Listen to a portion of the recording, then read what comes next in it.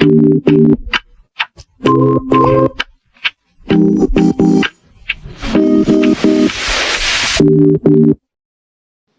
guys, jadi untuk interview di mata kuliah manajemen pendidikan ini, aku mau melakukan interview di sekolahan aku dulu, yaitu di RA Pandanaran, tepatnya di Desa Gumul, Kecamatan Karangnongko, Kabupaten Klaten. Lanjut ya Bu, ini kula Adi Tawiannya saya pakai kita dapat tugas dari Bu dosen tentang mata kuliah manajemen pendidikan mengenai kurikulum, pembiayaan dan juga sarana prasarana. Terus ibu-ibu bisa perkenalkan. Ya, Assalamualaikum warahmatullahi wabarakatuh. Perkenalkan, nama saya Sumani SPG. Saya kepala dari RA Pandanaran Gumul yang teralamatkan di Bayorejo, Gumul, Karangnongko, Klaten. Alhamdulillah saya sudah hidup di sini dari tahun 2006 dan alhamdulillah RA Pandanaran Gumul berdiri dari tahun 1970. Pertama, kurikulum apa yang digunakan saat ini? Saat ini dari RA Pandanaran Gumul menggunakan kurikulum Merdeka. Ya, kurikulum Merdeka itu semua kegiatan berpusat kepada anak. Apa ada tantangan atau kesulitan dalam pengaplikasian kurikulum? Ya. Dalam pengaplikasian kurikulum Merdeka atau tantangannya di sini biasanya kan kalau satu kelas itu seharusnya satu kelas itu ada 2 guru, satu guru inti, yang kedua guru pendamping. Berhubung keterbatasan dari guru di RA Pandanaran Gumul, jadi kami satu kelas hanya diambil satu guru, sehingga kami kesulitannya kadang ada anak yang bisa fokus, kadang ada anak yang masih ingin bermain, jadi tidak dapat fokus.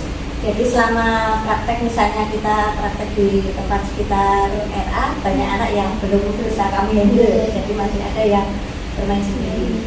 Kalau jumlah siswa di TK Pandanaran ini berapa? 53. Alhamdulillah jumlah anak di RA Pandanaran Gumul ada 53 anak, yang kelompok A ada 28 anak, yang perempuan 15, yang laki-laki 13, kemudian yang kelompok B yang perempuan 12, yang laki-laki 12, jadi 25.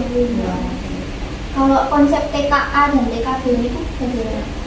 Kalau di kelompok A itu masih banyak bermainnya, tapi kita bermainnya sambil belajar. Kalau di kelompok B kita sudah persiapkan untuk ke jenjang pendidikan selanjutnya, misalnya mau di SD sampai di MI, kita misalnya lebih ditambah nanti untuk kegiatan fisiknya atau kegiatan bahasanya agar anak siap di SD atau MI. Kalau konsep pembelajaran yang sekarang diterapkan di TK ini kira-kira masih relevan tidak untuk digunakan atau perlu pembaharuan konsep?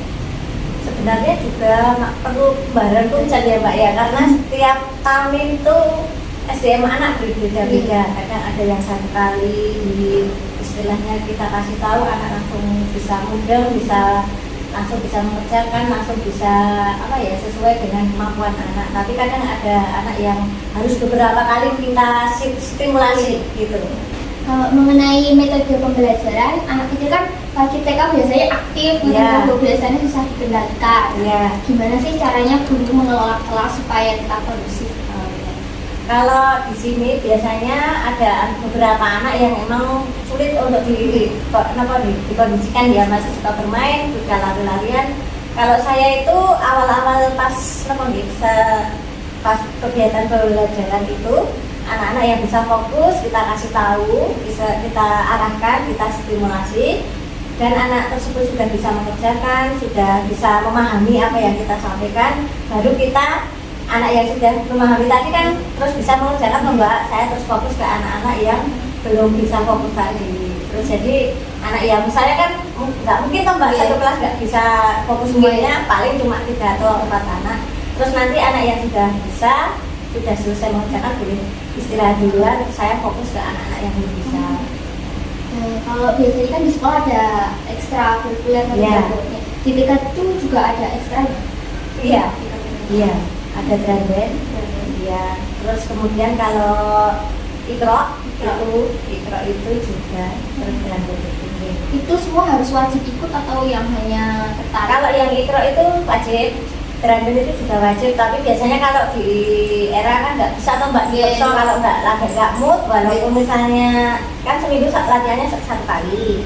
setiap hari Sabtu. Misalnya pada saat minggu kemarin ikut, anak sudah mampu tapi delala minggu besok itu anak tersebut tidak mau, mungkin moodnya dari rumah udah nggak bagus, ya kita nggak bisa maksa. Kira-kira untuk SPP-nya apa bisa disebutkan nominalnya? Oh iya, nominalnya itu kalau di RA sini 35. Iya, 35.000. Kalau di sekolah-sekolah kan biasanya ada dana bos kata Ya, Bu. ya. Nah di TK Pandandaran ini juga apakah menerima? Menerima, alhamdulillah. Satu anak itu 600.000 diterimakan, satu semester 300. Jadi ngambilnya awal semester itu. Oh, enggak. Apakah sekolah ini menerima donatur? Belum sampai saat ini ya, sebenarnya ya senang ya Mbak Iya, dikasih, iya. tapi belum ada ya. Apa ada infaknya kan? Infak ada, Infak. iya. Nanti konsepnya itu dibayarkan Infaknya? Nggih. Oh, infaknya itu setiap anak itu setiap Jumat memasukkan ke kotak. Oh, Iya. betul. Jadi Seikhlasnya, seikhlasnya, ya, ada. enggak, itu enggak wajib berapa, itu enggak cuma kalau hari Kamisnya diberitahu besok bahwa uang ini gede, Oh, gitu, terus besok kadang ada anak yang masukkan, kadang ada yang enggak ke bawah. Pengeluaran terbesar sekolahan untuk pembayaran apa?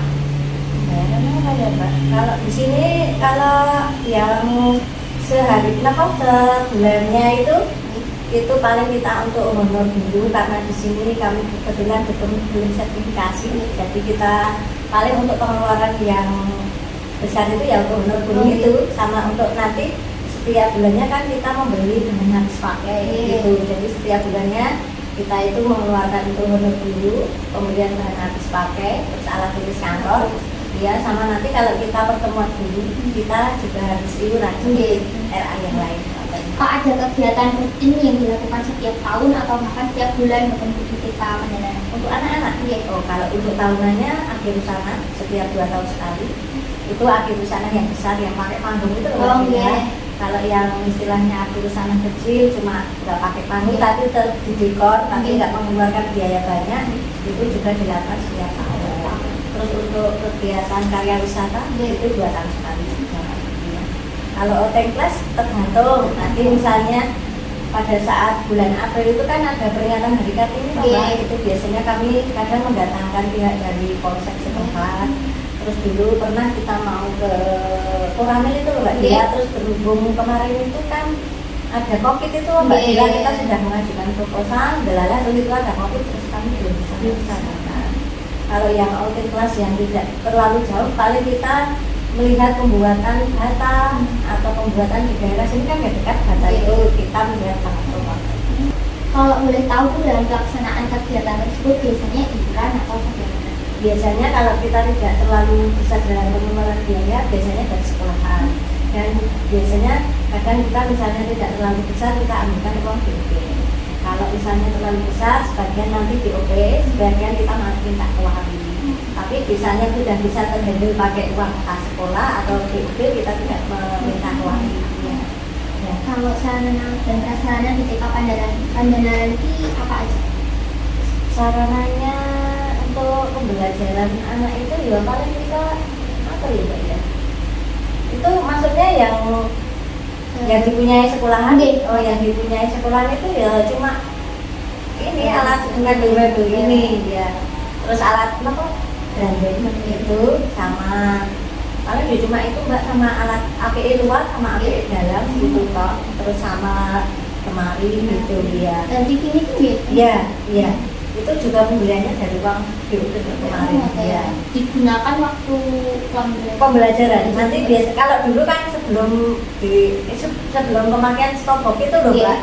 Stopbox itu biasanya kami nanti kalau anak-anak sudah selesai mengerjakan kegiatan ada waktu sisa, nanti biar anak-anak tidak lari-lari kemana, kami istilahnya kami CD itu loh Mbak, itu nanti anak lihat bareng-bareng, jadi pembelajaran lewat TV.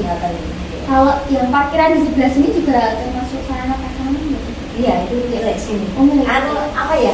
Ini kan karena kita ini tanahnya kan bukan tanah RA Mbak, tanahnya ini masih tanah milik desa. Dan kita berbagi dengan masjid, ya, sama itu ada tempat apa itu penyimpanan barang bekas itu Mbak. Ya, gudang itu. Jadi kita berbagi sama. Terus yang ini tokoh masyarakat sini Mbak ini. jadi bukan milik RA. RA. Ya. Mengenai sarana dan prasarana, kira-kira sudah cukup atau belum? Kira-kira sarana dan prasarana apa sih yang sekiranya dibutuhkan untuk menunjang pembelajaran saat ini? Oh iya. Prasarana di sini masih kurang ya Mbak, karena kita hanya terbatas untuk sarana prasarananya, kemudian untuk APE-nya anak itu juga terbatas, cuma mainannya ya seperti itu. Terus mainan di luar itu karena mungkin apa ya Mbak, nggak ada atapnya kan, jadi gampang rusak, juga. Kemudian karena tidak di dalam, jadi pemakaiannya tidak hanya anak-anak sekolah, malah kadang orang tua. Jadi misalnya ada yang nyuapin, kadang ibunya juga naik ayunan, makanya kan sering kita servis, terus tapi sering rusaknya karena tidak dikunci toh Mbak, jadi orang dari luar bisa masuk, kita pulang nanti ada yang main di sini. Terus kadang karena mainannya di luar ya seperti itulah, kita juga nggak istilahnya nggak bisa 24 jam ngawasi toh Mbak itu, jadi kadang perusahaannya di sini. Terus kalau yang APE dalam itu karena keterbatasan keuangan kami, ya kami itu biasanya pembeliannya tidak bisa banyak, jadi cuma bisa nyicil, nanti bisa nyicil alat permainan edukatif yang persolatan, besok semester besok nyicil apa lagi, tidak bisa langsung banyak. Sudah cukup untuk interviewnya, terima kasih atas waktunya. Sama-sama Mbak Gita. Nah, ini untuk kondisi di dalam ruang kelas, ada lemari, terus ada rak buku. Nah, rak buku ini itu ada nama-nama per anak. Mereka bisa nempatin buku-buku mereka di dalam rak buku itu. Terus ada meja, kursi, ini warna-warni lucu ya. Terus ada tempat buku gurunya, terus itu ada TV. Terus itu ada papan tulis, ada temboknya gambar-gambar lucu, terus ada kipas angin. Nah, ini untuk kondisi di luar kelasnya gitu ya, full dengan gambar-gambar temboknya. Terus di depan itu ada masjid. Nah, ini masjidnya. Nah, dulu itu waktu aku TK itu ada kolam ikan gitu loh. Teman aku pernah kecebur dulu waktu itu di kolam ikan itu. Nah, tapi sekarang kolam ikannya udah ditutup. Nah, terus akhirnya dibangunlah si gudang ini gitu. Terus ini ada ayunan, terus ada juga perosotan, terus ya lumayan banyak ya gitu. Terus untuk kamar mandinya itu juga ada di dalam masjidnya gitu. Nih, ini gudangnya, ini jungkit-jungkit kamar mandinya di situ.